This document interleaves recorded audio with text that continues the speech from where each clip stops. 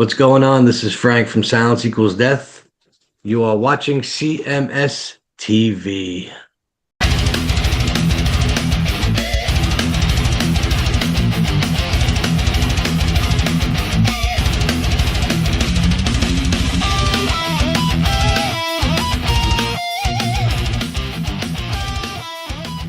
It is Chris Akin Presents, and I, of course, am Chris Akin, and today on the show, we are going to throw down. It is time for some hardcore. The band is Silence Equals Death. That's friendly. And certainly their new release is not friendly. It's anything but that. It is a violent attack on your ears. It is fantastic. It's called From the Ashes, and here to talk all about it is the drummer of the band, Mr. Frankie DeAngelis. Frankie, how are you, man? I'm doing awesome. How you guys doing? It's good, man. It's good to talk to you. I'm gonna be straight up. I did not know about your band until about a month ago. So I'm coming in a little behind. So if I ask questions that are 3 years old, that's why. But let's talk, man. Well, let's talk about the band, man. Tell everybody like a real brief kind of who is Silence Equals Death and how'd you get together? I joined the band about 2 years ago. They've been playing over a decade as a hardcore band. I know they had a bunch of lineup changes and they can never really find that gel. Like everyone just makes that music where everyone's like, okay, this is it. Mm-hmm. And, we're just going to go at it right now. And, Silence Equals Death. It's, we're here for a long time now. And, we have like a reborn version of it, right?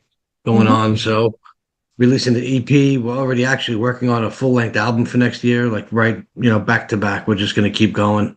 Right on. Old school hardcore style. Yeah, most of it. And then, we're pushing a little more towards metal now, we're trying to change it up a little bit. We're just writing and recording what we like to hear. And, hopefully there's like-minded people that can get into it and they like the music. Sure.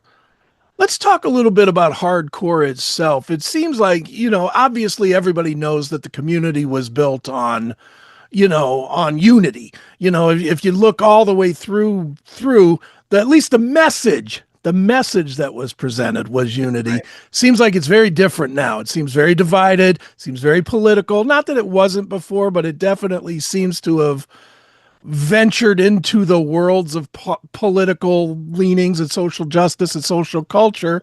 Yeah. Where do you see it as a member of the community? Do you see it as divided, and do you wish it wasn't? I'm a glass half full kind of guy. I'm trying not to look at it like that. It is what it is, right? Everyone has a belief and an opinion, and nowadays, they'll let you know that opinion. So, I don't know. We try to stay away from it. Even my band is kind of divided with things like that, and we don't even. It's not an issue. We just play music, and it's the universal thing where it doesn't matter what you believe. You listen to the music and you're just happy. Like it doesn't matter what's going on outside that room right now. But yeah, I see the division. I see everyone. I see a lot of people. They have a lot of hate out there, a lot of negativity. I think it's easy to be like that. I think it's harder to block it out and just move on. It's okay. None of that's really going to affect your life in real life. Just let it go. Listen to some music. Be happy. Go enjoy yourself. Stay away from the politics. That's going to ruin your head. I totally agree with you, man. I hate more than anything. I'm a music guy, obviously, and when I get records and like even the bio leads with due to Trump this or due to Biden that, and it's like, dude, I don't even want to touch that. It's like I just want to go to a show and enjoy myself. That's it. A lot of bands are doing it on stage now. They're using their platform to say what they have to say, and it's a shame because I think you alienate probably half your people by doing so. I mean, level-headed people are going to see past it, but you have your people out there that just, hell-bent on, if you don't believe what I believe, then you're wrong. Like, right. Oh, okay, then I'm wrong. I like that song. Let me listen to the song. Right. I don't know, I'm sure you're like me. You just miss the days where you go to a bar, you go to a show or whatever, and not get inundated with it. Be like, who's a better band, Biohazard or Hatebreed? That I miss that. Yeah, I just yeah, it is a little ridiculous. You gotta, it, you gotta block it out. You just, try to think positive, and I do it. Even at my shows, I run a place in central New Jersey, and my band shows, we don't get too crazy on the stage with that stuff. Like, Scott's good. He's a great front man. He doesn't get political on stage. He'll tell you about his little vegan stuff and his animal rights stuff, and that's all fine. Yeah. That's good. But you can't get crazy. You got to realize, people listen to you. They like both sides. They listen to you because they want to hear your music. They don't want to hear what you think about, about the world right now. We go there Right. to escape all that stuff. Amen. Agree with you totally. Well, Frankie, let's dig into the record a little bit. I don't want to turn this into a political nonsense, Yeah, but thank you. Yeah, yeah. obviously from listening to From the Ashes and I went back and I listened to the other stuff that's on Bandcamp as well, so that I could get a good vibe for what you guys do. Like you mentioned at the beginning, this is obviously leaning more metal than the band used to be. Mhm. Talk a little bit about that decision. Is that just a natural growth, or was it that you guys didn't want to do as much hardcore stuff, or how did it get to that point? I think it just gets there. You grow, you get older, you start seeing things differently, and you just start. When you play stuff, you're not playing it for other people if they like it or not. You're just playing it. Okay, this sounds good. We're gonna play that, and it just so happens, it's a metal riff, or this is a hardcore part, or this is a breakdown. Let's put this together. It sounds great. There's no real science to it. It's just we're playing what we want to play and what we like to play, and if people like it, then like it. It's great. And I think that's where we're at. The leaning towards the metal and not. We don't want to be labeled of any one thing. Sure. We just want to play, have some fun. If we could have one person per show come up to us and say, "Hey, that music is great. Like I love it. I can bounce my head to it, and it's the beats are great, and listen to that guitar, and that to me that made it worth it. I mean, that's what we're trying to do right now. Sure. We'll Now, put our best product out there and see how it goes." right. Now, I could be wrong on this because, like I said, I don't have years and years of listening to the band, but my take from listening through a few times is that you guys write a lot about perseverance, persevering, survival, more or less, or surviving bad things or whatnot. I Yeah. guess my question is, what happened that you guys have so many survival stories where you do talk Well, about persevering? I'm not going to go into my past because that's insane. But growing up in Brooklyn, that was a whole different. That's different Sure. altogether. But Scott is the singer. He's been through a fairly large life change in the last few years. I'm not going to get personal on him, but Hmm. it shows you what loss is like, and when you have a situation in real life, we just sing about it. Okay, this is impossible to get through, and we just it's a positive message all around. It's like, okay, we got an obstacle. What are you gonna do? We cry about it, or you're gonna go around it, or you're gonna go right through it. Oh man. It's fine. Uh, and then that's yeah, that's the hardcore end of it. That's the lyric content of it. I would defer to Scott for the exact meanings of that stuff, but generally that's where we're at with it. And it's a good message. The messages are all good. There's no Hmm. negative messages. If you Sure. read into it, if people want to take the time to read some of it, he's very belief driven, and you know, he sings what he believes in and stuff like that. And it's a good message. It's never a negative message. It's always positive. Always do something good. Always better yourself. Right. Hey, metalheads! Tired of waiting for new episodes? Crave the real, raw, classic metal show? For just $4.99 a month, you can become a CMS VIP. You get every episode a full week early, completely uncensored, and 100% commercial free. It's the only place to interact directly with the show, plus you score the Fast Pass, so your song requests get bumped straight to the head of the line on every live version. So what are you waiting for? Subscribe right now at classicmetalshow.locals.com and become a CMS VIP today. Yeah, and for you as a drummer, and I'll just tell you up front before I ask this, I'm a failed drummer. I was bad at it. I knew it. There's Can't there's be a some failed things. drummer. Oh, you can, believe me. If you heard me drum, you'd be like, "Yep, stick to the microphone, pal." but Hey, but it is what it is. I just wasn't good at it.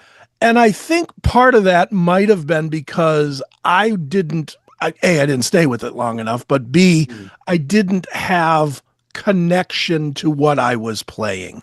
I mean, we were writing songs and I was not the songwriter, so I wasn't really connected to them. I was just laying down beats, which, that's you do that with a drum machine these days. yeah, that's true. How important is that for you as the drummer to connect somewhat with either the message or the vibe that you guys are creating as a band? I'm gonna make myself connect with anything because when I write drum parts, I'm gonna write it how I want to hear it in my ear. And if I'm watching a band on the stage and I want to see that part, it's just a regular, let's just say it's just a regular riff, just carrying on and chugging it out. But the drummer is the guy that's gonna make it what it is. You can make it a super fast part, or we can make it a super halftime breakdown part where people are just going to dance and bounce their heads a little bit, or you could do both at the same time. So you're always going to put my spin on it. So that's how I connect to the song. I don't particularly worry about the lyric content of it. I worry about the music of it. How can we make this? And as a drummer, we have to make everybody up. We have to bring the front guys up. We have to hold the beat. We want to make everybody, when they listen to it, they're doing this, like that's the idea. So that's how I connect to it. I just make it my own, and you put my own spin on it, and I'm automatically connected to it at that point. Right on. I'm always curious with hardcore drummers, especially. Do you find yourself really especially in the live, only in the live setting, I guess, do you find yourself really having to control the show? Because you and I both know if you let the singer or the guitar player do it, it gets faster and faster and faster and faster and faster until you're not even playing the same song. Do you have to do that? And how difficult is it to rein your guys into the right tempos? I gotta say, these guys are professional. These guys are pro. I mean, yes, I keep the timing. Sometimes you go a little quicker or whatever, but yeah, as a drummer, you have to rein it in a little bit, and just you keep the beat with the hi-hat or however you guys want to, keep the beat. But I don't find it that hard. When you have pro guys playing up in the front, everyone knows their job. We could play a show and we could be in 4 separate rooms and we can get through every song right on time. Like, we don't have to look at each other. We know the show. We know the music. It's very beneficial when you have 4 guys, 5 guys doing the same thing and they know what they're doing. Sure. These guys are total pros. It's amazing. I got to give those guys credit for that. But yeah, to answer your question, you got to rein it in sometimes because, the adrenaline gets to you, Well, that's it. You get the adrenaline, and then at those shows, you got kind of the chaos of the crowd, which fuels the singer, which then they start going faster. And, I mean, it's interesting. I've been to, probably like you, I've been to a zillion hardcore shows, and at most of them in the middle, it gets faster and faster and faster somewhere where everybody catches that adrenaline rush. And, you gotta come see us play. Come see us play. I want to. I was gonna lead right to that. When and where will I be able to catch you guys? What's your location exactly? I'm in Cleveland. Well, we're not going to be out there soon, but we are. I'm trying to make a full run. We're trying to do like a Midwest run. We're trying to do like a 4 or 5 day thing out there. We want to do like Scranton, Pittsburgh, and then hit Ohio and all that. Okay. That's how we have to get out there in the fall. You can't book shows nowadays. Everything takes 4, 5, 6 months to book. Right. It's murderous dealing with promoters and venues and, all the logistics of it, And today, the band needs money to travel. The clubs, they don't pay. Nobody pays anymore. They can't make a band whole. We become T-shirt salesmen on the road. This is how we make a living sometimes. That's tough, but yeah. we have stuff coming up here on the East Coast, up and down. We have that. Um, that's a little far from you guys, but we're going to work on something for the fall for the Midwest, like a Pennsylvania, Ohio, Chicago, that type of thing. Okay, very cool. Well, and to kind of piggyback on what you just said there too, I don't think fans understand how important it is when a show is announced to actually go and buy the tickets. Because if you wait till day of, the promoter loses all faith in you guys. A lot of times they cancel because they don't see, they don't see 3/4 of the club sold a month out, and they cancel the shows on you guys. It's very difficult with that right now. Yeah, but the thing is it doesn't make sense to me. It doesn't make sense why, if you're planning to go to a show, buy the ticket. You're just waiting and spending more money to buy the ticket day of the show. Just buy the ticket. I think it's a commitment thing. I think as the generations get younger, I don't think the commitment is all there. They want to go to the show, but it's always like, oh, okay, I'm not doing nothing right now. I'll go to the show then. It's just everything is last minute. If they have nothing better to do, they'll go to the show, unless it's a band that they really want to see. The shame of that is with those people who do that are not realizing you're never going to know if you're going to see the next band you're going to love. You might go to like an all local band show with 6 bands on it you never heard of. Come out of there, you might come out of there and say, wow, 1, 2, 3 of these bands are unbelievable. Where do I get their album, or what do I, download their music? Where are they playing? And then, a funny story about that is, I went and saw a show by me in New Jersey. A friend of mine, the guitar player from Sworn Enemy, we're there together hanging out. And he's like, yo, check this band out. And I never heard of this band. I'm like, we couldn't even pronounce the name. I'm like, it's Kublai Khan. I'm like, right. Okay. He's like, it's Kublai Khan. I'm like, okay, let me check these kids out. There was like 11 people in the place. There was nobody there. I'm watching Kublai Khan. And after the show, the kids come, the young kids, they go sell the merchandise. I walk up to the kid. I'm like, I noticed you're playing drums with no toms. It's just a snare and a bass drum and a floor tom. And we start talking, right? We exchanged numbers and said, we'll get a show together here and there. Never materialized. And about a year later, Kublai Khan is like headlining festivals in Europe, and they're playing in stadiums. And I'm like, this was a year ago. I just saw these kids with nobody at the show. You never know what you're going to miss. It's the point. No, you're right. I'll share a quick story back. And obviously a different band, different style of music, but I used to write for the local magazine here in town, and they used to send me, I was the new guy, so they sent me to a lot of the, crap that nobody else wanted to cover. And one night they sent me down to a little club here in Cleveland, Peabody's Down Under, to see some band on a Tuesday from Boston nobody had ever heard of. And that turned out to be Godsmack. And I saw Godsmack in a club with same story, with couldn't have been 20 people in the room. It was before they took off, obviously, but never know. Yeah. A year later they were in stadiums or at least arenas. It was crazy. So you're right. You never know. No, you don't. But people certainly should be checking out Silence Equals Death. Here on the show, Frankie, we tell people, if you're gonna stream it, okay, listen to it once or twice, but buy something. Where is the best place for us to send people to actually buy a shirt, a hat, whatever merch? I mean, you could go right to our website directly, silenceequalsdeath.net. We have everything on there. We sell everything in house. We also are on Bandcamp. We have all that stuff. All the websites that you would normally go to buy a band's merch. We're on everything, every streaming service, Apple, Spotify, everything you could imagine we're on right now. You have to be, you can buy the new album. You could buy the EP vinyl. We got it in 4 colors, just if you like to collect vinyls, you like to look at them. We have it old school. We have like liner notes in there and stuff. It's pretty cool. We have CDs for sale. All sorts of different kind of clothing merchandise. And right to our website would be great. We're on Instagram and Facebook as well. Right on. Follow the chaos. The Classic Metal Show is live on X.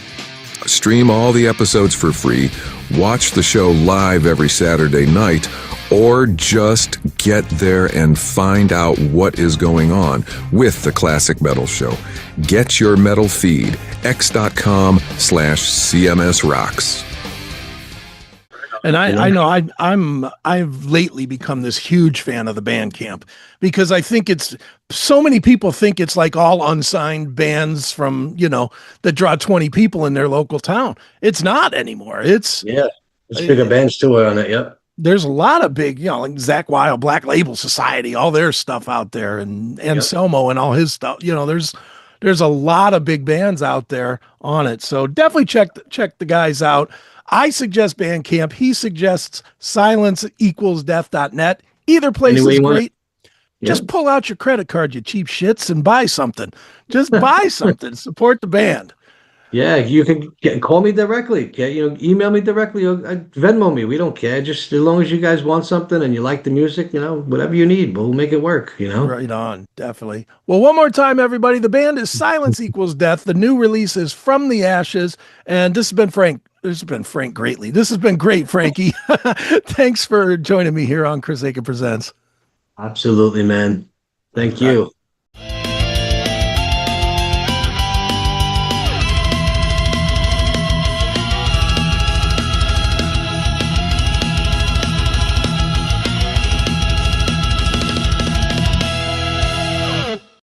Get more metal in your inbox. The Classic Metal Show is on Substack.